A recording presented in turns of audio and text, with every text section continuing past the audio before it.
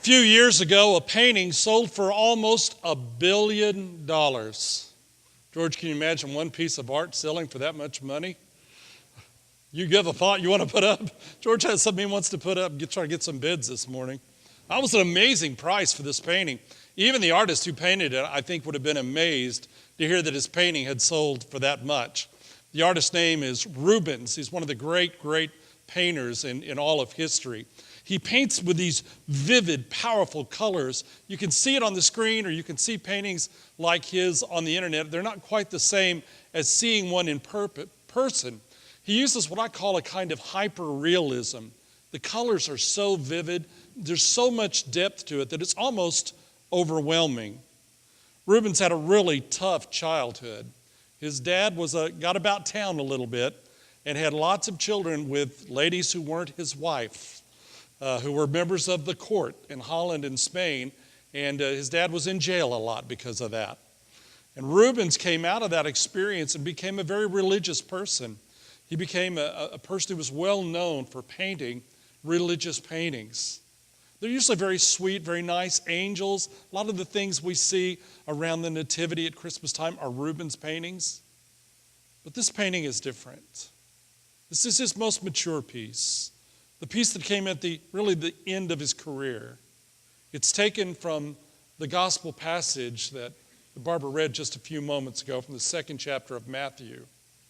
It's called the slaughter of the innocents. It's that story when Herod sends the soldiers to Bethlehem to kill the children. And in the painting, you see these big, powerful soldiers who barely have anything on. You see their bulging muscles, their sweating bodies, as they murder children 2 years old and under and throw their lifeless bodies in a pile. See, Rubens captures a part of the Christmas story that, well, frankly, we don't talk about very much. It's right there with wise men and magi and stars and the story of the birth of a Savior, a mass murder. Maybe that's why we skip it. Maybe that's why at Christmas preachers are reluctant to say much about it and nobody in the congregation asks for it. Try to find a Christmas carol about the slaughter of the innocents. I tried recently, and the only thing I could come up with was Coventry Carol, which is a very sweet carol. But that's about it. There was a time in the church's history when that day was a special Sunday in the church to remember those children who were slain. They were considered the very first martyrs of the Christian faith. But in the modern church, we don't want to talk about that much. In fact, I can admit thinking about it during this Christmas Advent season, preaching on that text and going, it just doesn't fit in the mood. And so I pushed it all the way back to August. And then I got to this week and I went, I don't know if I can do that still. Right? We're just not very comfortable with that part of the story. Now, to understand it, there are two things that you have to know about how it was written. Two really important background things. The first is that it's written by Matthew. It's really important to understand that. Matthew was the gospel writer from the edge. He was the guy who was concerned about people on the outside being brought in. Remember, he had been a traitor to his faith and to his nation. Matthew was a guy who, when he walked down the streets of his own hometown, had to have bodyguards, so his own brothers wouldn't kill him in public. He knew what it was like to be on the outside. He knew what it was like to break the rules, and he had been brought into the faith and given a new life by Jesus Christ. So it's in Matthew's gospel. We get Jesus saying all the time, no, I'm sorry, I'm just here for the Jews. Oh, by the way, I need to go over to the well and see this Gentile woman. It's in Matthew's gospel where we hear Jesus saying all the time, no, I'm just here for the Jews. Oh, by the way, excuse me a minute, I need to go talk to these Greeks about their faith. That's Matthew's gospel. He has Jesus wandering through Samaria, a place where Jews never went. He has Jesus going to the hometown of Jezebel and inspiring and lifting people up in their faith. That's the gospel of Matthew. And right from the beginning, Matthew identifies as people who are on the fringe of our culture, its society and world, as people who are vulnerable, especially children. So in the opening passage in Matthew about the birth of Christ, he immediately identifies this problem. That children are vulnerable. And that God is bringing Christ into a world in which children are bought, sold, traded, and treated like commodities. Used, it's like old appliances, they are thrown away. And maybe I say that a little harshly because I'm a former social worker, but I got to tell you, I think that is the way the world works in a lot of ways and at a lot of times. And it's into that kind of a world that Matthew says the Son of God is born, not as an adult, not as a king, not as a priest, but as a child. The second part of the thing that you need to understand as a background for the story is how this is connected to the Old Testament, particularly to the book of Esther that we studied last week. You remember we were talking about Esther and the Jews who were left behind. The Jews have been hauled off into captivity. After a while, they were released. They were allowed to come back to Israel, to Jerusalem in particular, but some of them stayed behind. People like Esther and Mordecai. And there they waited for centuries for a sign that God would be calling them back to their homeland, back to their faith. And one night it appeared. In the sky, as the prophets had foretold, a star. And a group of them began to follow it till they came back to Israel, back to Jerusalem. Leaving the land of Mordecai and Esther, they returned. And there they started to ask questions. We believe there's a new king of the Jews about to be born that will unite his people that are spread all over the world because of the wars and the things they've been through. They'll bring them all back together. Where is this king? We want to go and worship him. And the word about their questions gets to Herod, who invites them in for a little chat. Now you have to remember who Herod is. He's a guy who has grabbed the throne. He's grabbed it in power. He's grabbed it with violence. And he's held it now for about 40 years. He's sort of a made-up king. His mother was of the Bedouin people. His father was a practicing Jew. In Judaism, they trace lineage and religion through the mother. So he claimed to be Jewish, but according to most Jewish folks of the time, he really wasn't Jewish. He's grabbed the throne with the power that was sort of passed on to him through two people who were leading a revolution against Rome, named, you'll know the names, Mark Antony and Cleopatra. Herod aligns himself with Mark Antony and Cleopatra in their battle against Rome. They lift him up, they give him power, they make him a puppet leader of this little nation, and then they lose the war. But Herod is so brilliant, he's such a great politician, that he manages to flip sides.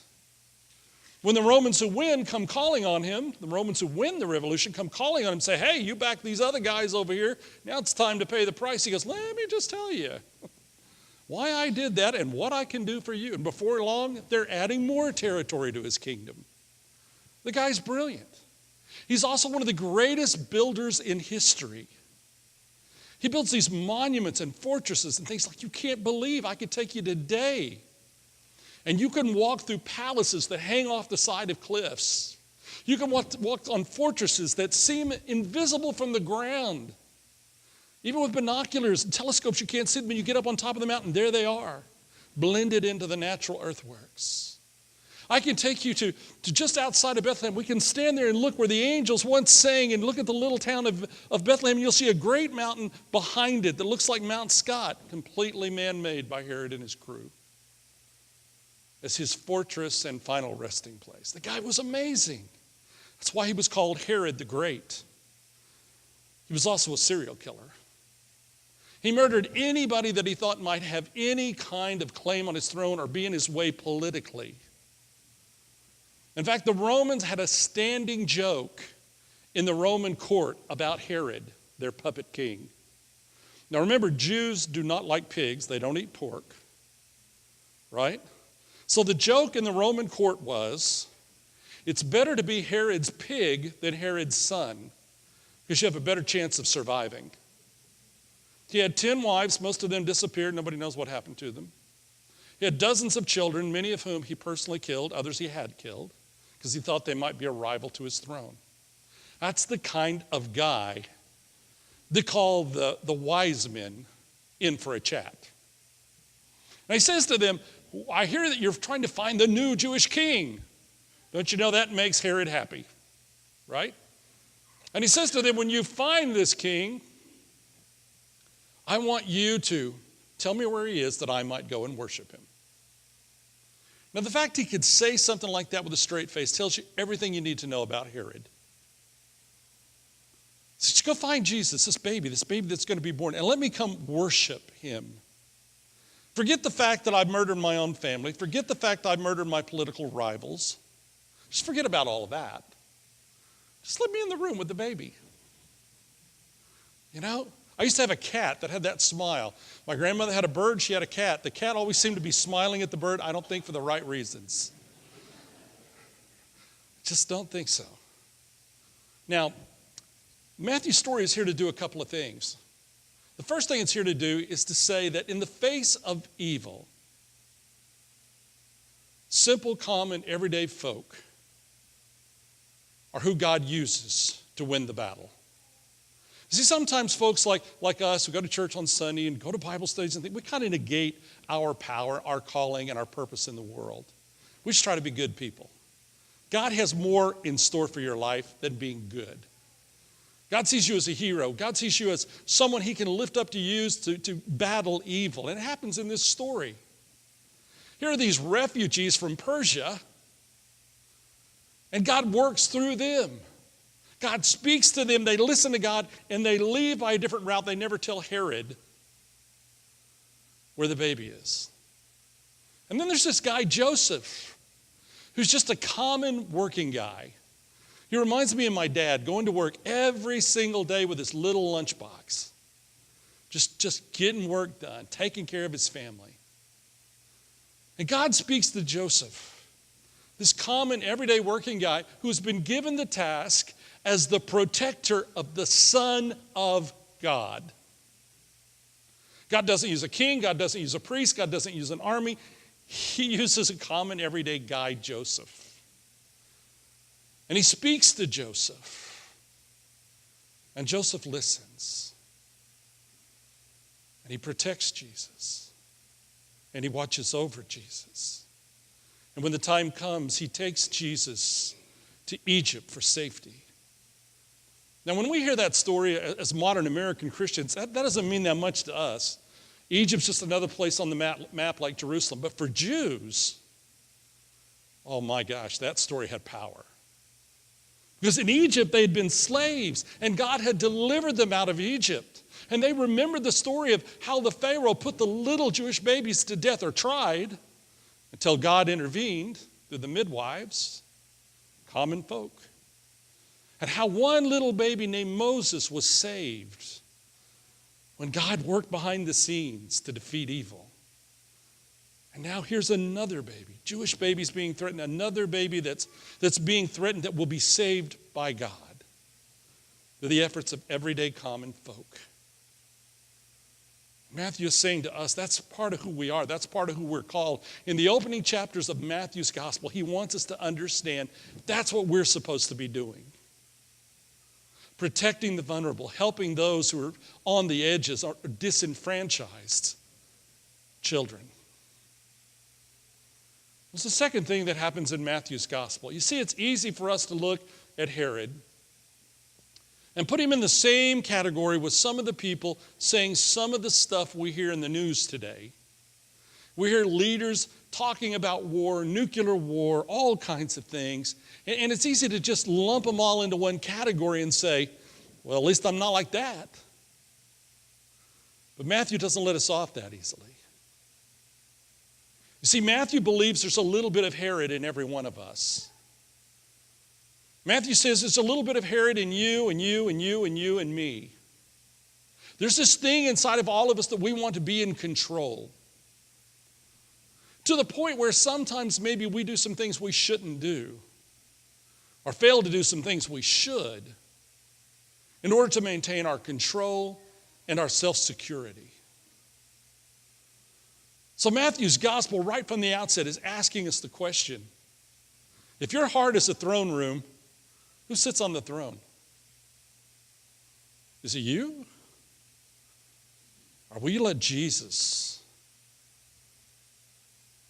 take that throne in your heart? See, for Matthew's gospel, the question will be over and over again, who rules your life? Is it Herod, who most often represents ourselves? Or is it Jesus? See, in the villains of the world, what are you willing to do? Are you willing to allow God to work through your life to change and transform the world or not? Finally, Joseph takes Jesus and leaves. And those children, well, Herod sends those soldiers to kill those children. And the words that Matthew records are these. A voice was heard in Ramah, wailing and loud lamentation. Rachel weeping for her children. She refused to be consoled because they are no more. So again, it's back to the book of Esther. Well, the words come from the prophet Jeremiah. It's Rachel weeping when her children were taken into bondage. And now weeping because her children are no more. And we live in a world where children become a little less and sometimes no more every day, unless people like you and me stand up and make a difference. In South Oklahoma City, there's a little cemetery that most people don't know anything about. It's a cemetery just for children. It's for the children of people who can't afford a funeral for their child. And I've done several funerals there. A few years ago, not long ago actually, I was there and I was doing a funeral for a little boy. His mom was a single mom. He was riding in the car with her. They were hit by a drunk driver and he lost his life. We were there in that little cemetery with little tiny headstones. And you know that every headstone there represents a child. A child whose family was so poor they couldn't afford to bury their child. We were laying this child to rest, and I said the preacher part, and the funeral was basically over. And the mother taught me the most powerful lesson. She said, I just want to say something to everyone. This woman who to me had lost everything, had this incredible, huge heart, and this powerful faith. And she said, I just want you all to know that I could not have made it through this without Jesus Christ and without the love and the support of the church. See, evil is still real. Rubens painted his painting while his city was at war and children were dying. Matthew spent 6 chapters of his gospel calling us to ministry with children. Through simple things like Sunday school and Logos, we can make a difference. As long as we are a people of hope, share that hope with the next generation, we can defeat evil and we can defeat any villain. This is the word of God in the name of the Father and the Son and the Holy Spirit. Amen.